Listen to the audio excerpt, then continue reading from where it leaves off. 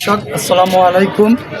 আমি channel M এর পক্ষ থেকে সবাইকে জানাই আন্তরিক শুভেচ্ছা ও অভিনন্দন। আজ আন্তর্জাতিক মাতৃভাষা দিবস, তাই আজকের এই দিনে স্মরণ করি ওই সকল শহীদের রক্তের বিনিময়ে, যে সকল রক্তের বিনিময়ে আজ আমাদের এই দেশের মাতৃভাষা। তার সাথে আমি একটি কথা বলতে চাই। আজ আমি অবস্থান করেছি ঢাকা জেলার অন্তর্গত ধামরাই থানার সন্নিকটে ধামরাই পৌরসভায় অবস্থিত ধামরাই সরকারি কলেজ ও বিশ্ববিদ্যালয়।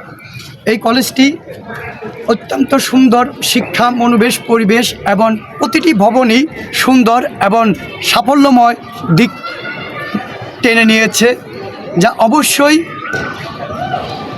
শিক্ষণীয়। তার সাথে আমি একটি কথা বলতে চাই, এই কলেজের সকল দিকে উন্নয়ন হয়েছে।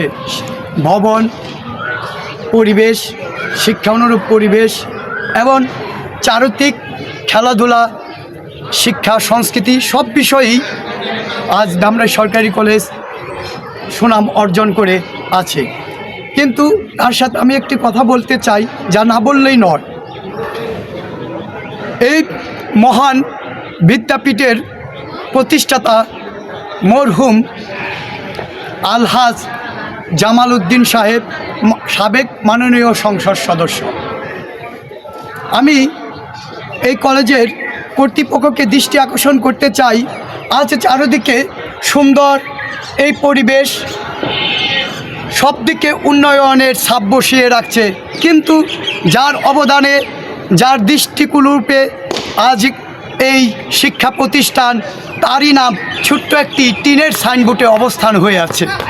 আমার কথা হচ্ছে, আমরা যদি ফল খাই আর গাছের শিকড়কে ভুলে যাই তাহলে কি হবে? তাই আমি কলেজের সকল কর্তৃপক্ষ এবং ব্যবস্থাপকের, প্রশাসনিকের দৃষ্টি আকর্ষণ করতেছি, যেন অবশ্যই এই মহান বিদ্যাপীঠের যে প্রতিষ্ঠাতা মরহুম আলহাজ জামাল সাহেব, তার যে নামটি, সেই নামটি যেন বড় আকারে একটি সাইনবোর্ডে রাস্তার মেন অবস্থানে অবস্থিত করে, প্রতিষ্ঠিত করে, এই আকুল আবেদন করে কলেজ কর্তৃপক্ষ, প্রশাসনিক ভবনকে এবং প্রশাসনিক অধ্যয়নকে আমি দৃষ্টি আকর্ষণ করছি, সে যেন অবশ্যই আমার এই আকুল আবেদনটি বাস্তবায়িত করে এবং ধামরাইবাসীর সকল মানুষের যে শিক্ষা প্রতিষ্ঠানের যে মনোবেশ সৃষ্টি করেছে, তার আত্মার মাগফিরাতের কামনা করে শেষ করছি। সবাই ভালো থাকবেন, সুস্থ থাকবেন। আমি বিদায় নিচ্ছি চ্যানেল এম এর পক্ষ থেকে। আসসালামু আলাইকুম।